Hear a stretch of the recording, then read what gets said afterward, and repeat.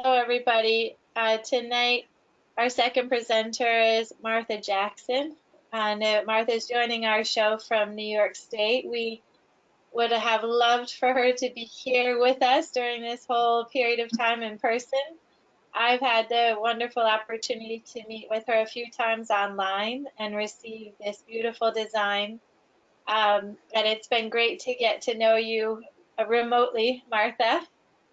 Yeah, Your likewise. designs, your design in our show has just been so greatly appreciated for all of the beautiful details and qualities that I'm looking forward to have you talk more about in a few images here that I'll show now. I wanted to explain a couple of things. One is that we have an outer piece with jewelry that's matching that has all been hand created by Martha, and an underslip that is on a second mannequin because Yeah. the underslip was as beautiful as the outer piece, and I had just a serious difficult challenge hiding that slip underneath the garment. So I made the choice to show them both separately. And as I talk about the work when I'm introducing people that are visiting the studio to see the show, I've talked about how this piece goes underneath this other piece, but there's Right. some really beautiful features on both of these designs. So this is a close-up here of the necklace, and Martha will talk about how this these beautiful twig-like forms were constructed, and all of this wonderful fabric that are making the petals and the jewels attached as the accent centers, or that piece of jewelry that coordinates with the embellishment on the dress. This is a close-up of the finishing for the slip. This is a difficult image because I had to use a flash, but what we're seeing is some accents that have been added to the hem and the treatment of this pleated fabric at the hem. I've been showing this every time when somebody comes into the studio, this beautiful piece of, I think it's stamped pewter, is that right? The metal is... Yeah, it's cast. It is my logo, and I put it on everything. So if you flip it around, it says restored by design. So that's kind of my logo that I put on my pieces. Yeah, I don't have the backside, but I'll make sure to get an image of the backside also. What I love is how this is included on several different parts of the garment. So this is an accent on the bottom of the necklace. This is the clasp for the necklace. The necklace is finished off with glass beads. So all of the materials are top quality, beautiful materials. There's so much enjoyment in this piece, looking at the details, and each one, you know, is as special as the next. That is our next designer. I'm going to go back to the first image, and then Martha, if you have your presentation, we can shift over to your screen now. Well, if you wanted to leave it briefly on your photo for a moment, Okay. I can just finish talking about that piece. Yep. It's truly what I believe an art to wear piece. I had a lot of fun creating this piece. I love flowers, and the chiffon petals are made from remnants of chiffon, and I just started building it. It's the main dress is one of what I call my lingerie dresses, where I just use up vintage lace and just make something very pretty. And like Ellen, I was concerned about what would go underneath because it is a lot of sheer lace. So that's why I built the underdress, also very light. It's actually double layer of cotton organza. Yeah, it's sad. It's really nice how you displayed the both of them separate, because it was almost sad to cover up the underdress. But anyway, I built them as an ensemble.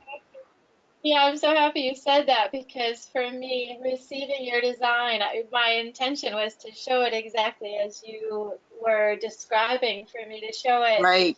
And then I felt like I was doing something unethical, by separating Well, I these. actually But like what you did. The necklace, I have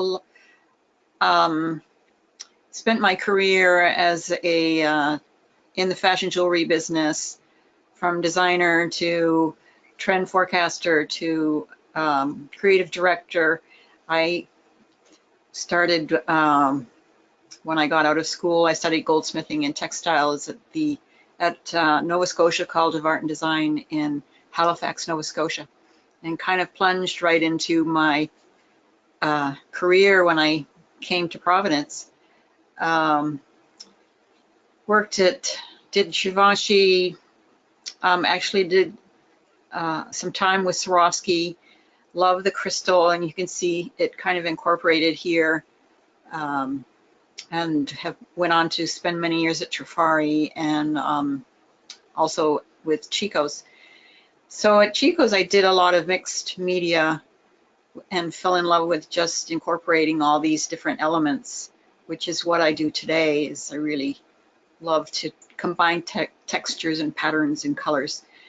The necklace I created, I'm a real nature buff, and had these long kind of sticks cast for me.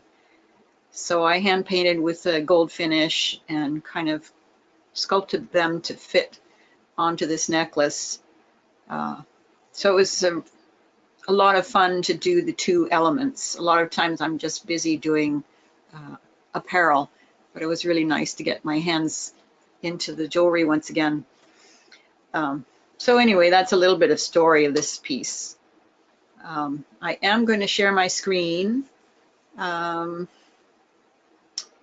have to remember how to do this. Whoops.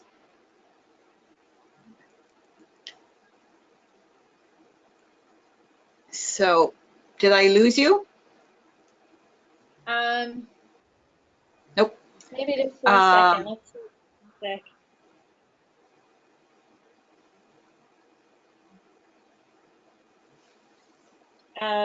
We look like we've gotten frozen. Let me jump back. Yeah, I've got my image is frozen on there just in case. So, Oh, but you okay. have my screen, right? Hold on a second. Like your face is frozen.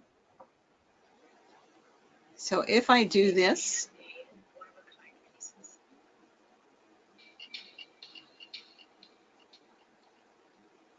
Hello, I'm Martha Jackson, designer artist and founder of my brand, Restored by Design, here in my studio in Saranac, New York.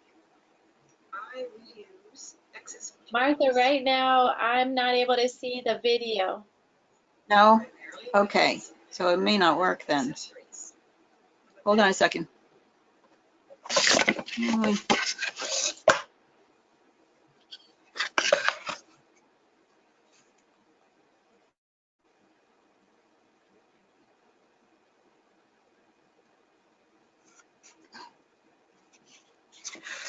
There we go. Yeah, now I can see your screen. Okay, perfect. So now, I think you sorry. can select stop broadcast. There you go. Excellent. Great, thank you. Are you still there? Yep, there, now we can see it. Excellent. Okay. Trick is the sound. I reuse excess materials to create my handmade one-of-a-kind pieces, primarily women's apparel and accessories. I'm a bit of a textile nut. I love mix pattern, color, and textures to create my kind of feminine boho style. Sustainability is key for me, and my true art purpose is really to help save this planet for generations to come. Martha, I'm so sorry to say this. I think maybe what I can do is share the video included in At the a different recording. time. Yep, I'll include it in the recording of your presentation tonight because I think that it requires too much of the processing to show it without it being sort of jumpy and we can't hear the sound. Okay, so I'll just Okay. close out of it. I can talk a little bit more. Yep, you can go ahead to go back to the designs and then we'll open it up for questions.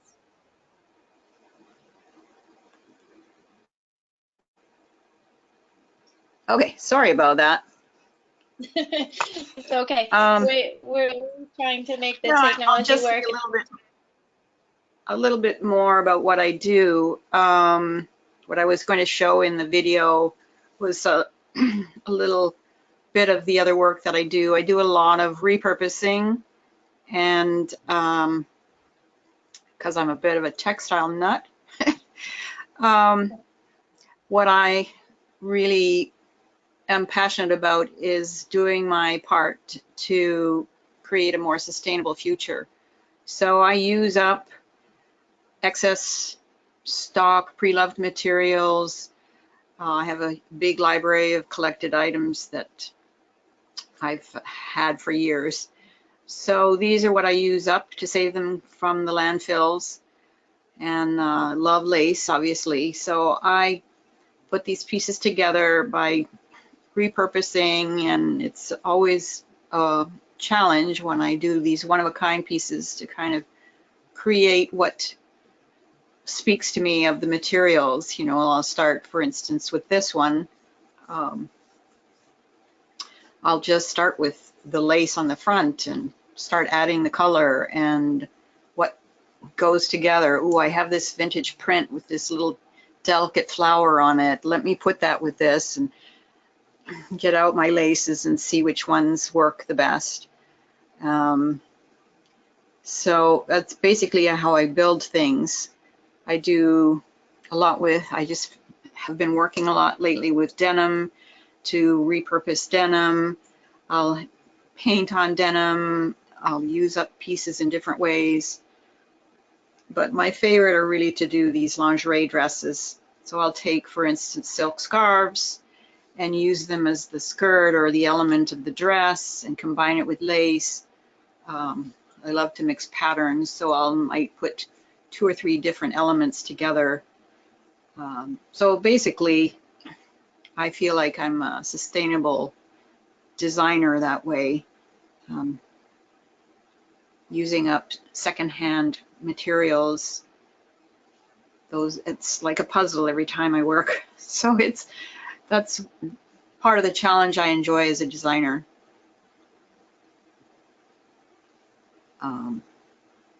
So I really appreciated being part of this show because I feel like each of my pieces are really like art to wear, and believe that fashion is very much about handmade pieces, and the value of handmade is intrinsic in the pieces I make. So I appreciate being part of this show. I just have a couple technical questions for you, and then I'm going to open it up to more questions from our group. I'm intrigued by the beautiful flowers that you've embellished the jewelry and the top. Are those heat cut? What is the method that you're using for trimming those? Because it works so in a beautiful way where the edge is a nice dark color. It has a beautiful edge to it. Yeah, I basically cut kind of an organic triangle shape out of all the scrap, and then I move around a candle and it fuses, kind of melts the edge somewhat.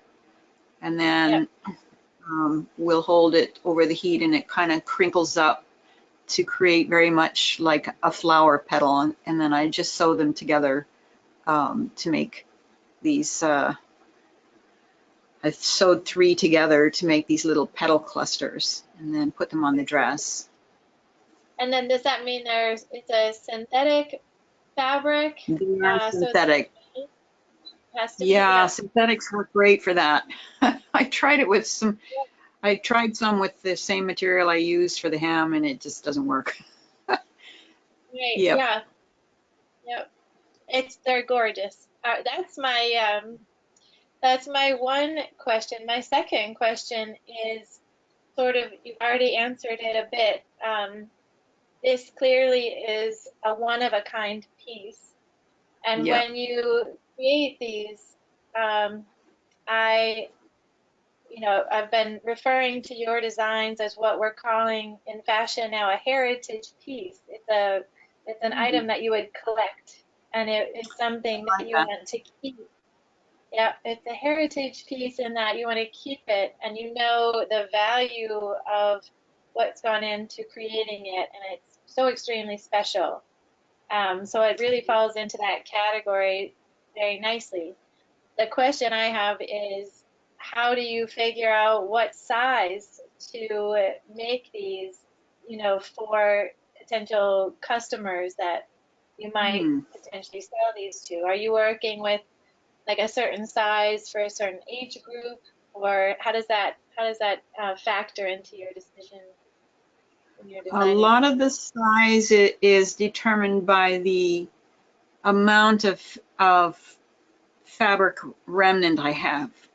So, I've done a series of lingerie dresses using up silk scarves. So the silk scarf itself, the size of it will indicate how big I can go. I try and do small, medium, large with what I create for my samples. So it depends on how much fabric to work with.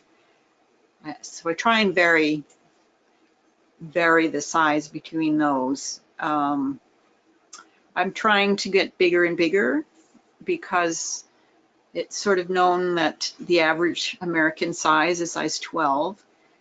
So I'm getting there.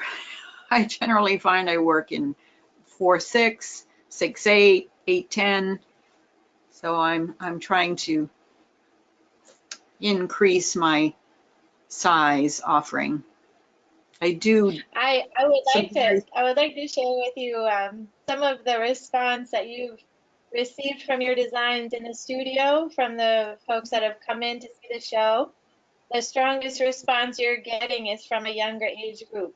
So like teen to college age have just, gravitated to your design, especially the slip, of course, but um, you might be working in a 6 or a 4 to 8 size range, which could potentially be a very good size range for you. It depends. You'll Yeah, see how that works. I find to have a younger, I call my sensibility a boho chic with, a feminine romantic flavor. And I generally find to have a younger sensibility, like most of my pieces that I have are not as, they look better on a younger clientele, I have to say. So that just might be your, that's your market. I'm going to open this up to other questions at this point. But that being said, I guess the sizing for us is always a focus point of what size range we're going to do, and but I'm going to open this up to other questions.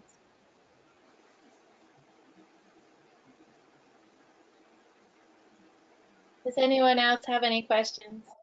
I do. I do. Who said that? Why didn't you go? All right.